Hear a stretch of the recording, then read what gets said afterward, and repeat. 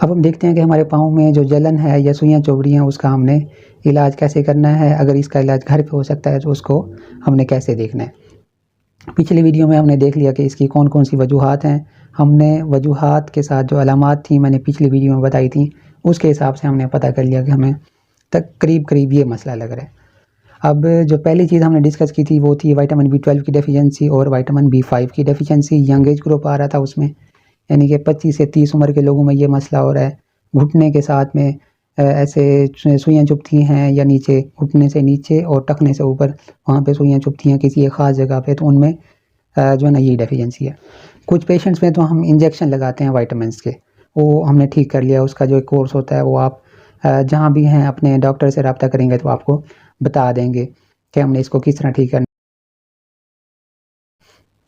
और दूसरी बात है कि अगर हम उसको घर पे ट्रीट करना चाहें, क्योंकि बाज़ औक़ात हमारा जो फूड का पैटर्न होता है, हम खाने का पैटर्न है वो डिफरेंट होता है। अगर हम मीट ले लें, उसके बाद हम फ़िश ले लें और उसके बाद जो हमारे पास डेयरी प्रोडक्ट्स हैं वो ले लें तो उनमें विटामिन B12 होता है। अगर ये आप अपनी रूटीन ठीक कर लेंगे तो आपको मतलब 1-2 माह में आपकी जो कंडीशन है वो बेहतर हो जाएगी। अब आते हैं B5 की तरफ।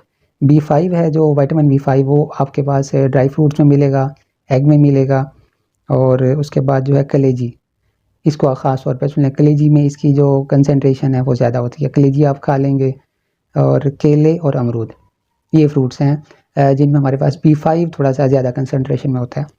अगली जो वजह है वो है डायबिटिक न्यूरोपैथी, शुगर के मरीज़ों में।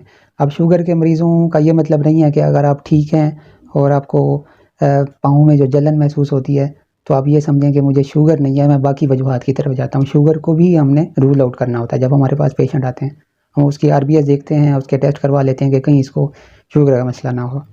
अगर शुगर का मसला नहीं है तो फिर तो बाकी चीज़ें आ गई। अगर शुगर है तो उसका इलाज ये है कि इसको हम ख़त्म नहीं कर सकते। जो आपके पट्टे कमज़ोर हो चुके हैं उसको हम मज़ीद बढ़ने से रोक सकते हैं, यानी कि उसको हम पीछे नहीं ला सकते। इसका इलाज सिर्फ़ और सिर्फ ये है कि आप अपना शुगर का जो कंट्रोल है वो बेहतर करें, अपनी मॉनिटरिंग अच्छी करें, जो शुगर की दवाई है वो ठीक रखेंगे। अब शुगर में सबसे बड़ा मसला ये है कि लोग डिनायल में होते हैं कि मुझे ये जो इन्फेक्शन हो रहा है, बाज़ लोगों को पाँव पे गैंग्रीन हो जाता है और कुछ लोगों को ये न्यूरोपैथी जो मैं बता रहा हूँ इसका इशू होता है। तो उनको हम बताते हैं कि आपका पाँव गल जाएगा या इसको हमें काटना पड़ेगा, तो वो बिलीव नहीं करते कि मुझे शुगर की वजह से ये मसला होगा।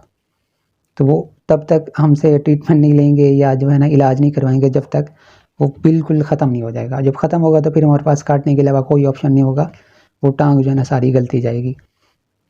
तो इसका इलाज सिर्फ़ और सिर्फ ये है कि आप शुगर को कंट्रोल करें और उसके बाद जो एक्सरसाइज डाइट प्लान है आपके शुगर के मुताबिक उसको फॉलो करेंगे। तीसरी वजह जो हमने डिस्कस की थी वो था टार्सल टनल सिंड्रोम।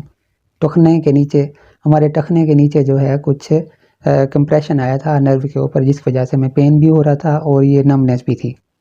उसमें फिर हम पेशेंट को इंजेक्शन लगाते हैं जिसकी डिटेल मैं यहाँ पे नहीं बताऊँगा। वो आप अगर अपने करीबी डॉक्टर से रब्ता करेंगे, एग्जामिनेशन करेंगे तो उसके बाद ये सारा फैसला होगा कि हमें किस वजह से हो रहा है। तो उसमें इंजेक्शन लगाया, हमारा ठीक हो गया। चौथे नंबर पे है अल्कोहल। जो लोग शराब पीते हैं, शराब नोशी करते हैं, तो उनमें इस तरह का मसला होता है। तो बेसिकली उसका तो ट्रीटमेंट होना चाहिए, लेकिन उसमें जिस विटामिन्स की हमें डेफिशिएंसी हो रही है वो हम उसको पूरा करते हैं तो उसका नमनेस का मसला, सुइयाँ चुभने का मसला ठीक हो जाता है। कीमोथेरेपी मैंने पिछली वीडियो में बताया था, जो कैंसर के पेशेंट्स हैं और मेडिसिन ले रहे हैं। जब मेडिसिन लेते हैं तो हमारा जो बॉडी का उसके जो मेटाबॉलिज्म है वो चेंज हो जाता है। जब मेटाबॉलिज्म चेंज होगा तो विटामिन्स की डेफिशिएंसी हमें हो जाती है।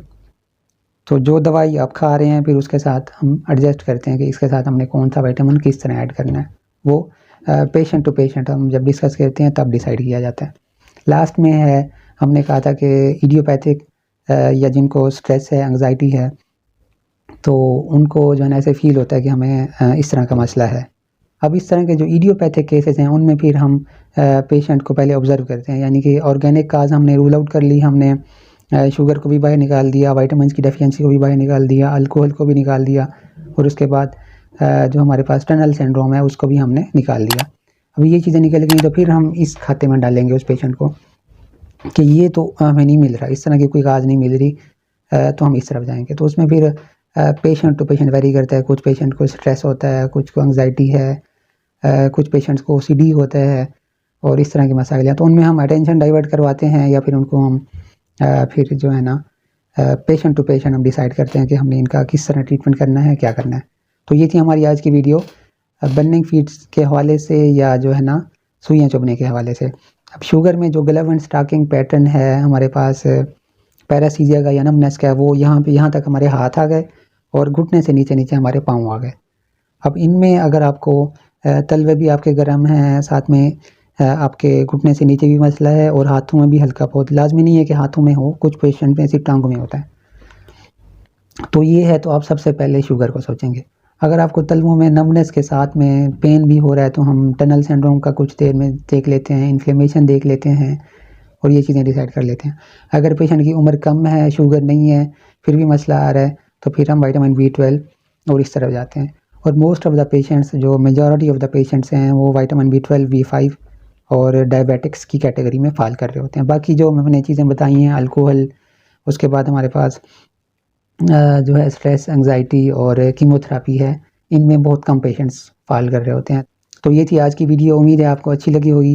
नेक्स्ट वीडियो के लिए हमारे चैनल को सब्सक्राइब कर लें ताकि आपको हेल्थ रिलेटेड जितनी भी वीडियोज़ हैं वो मिलती रहें। अल्लाह हाफिज़।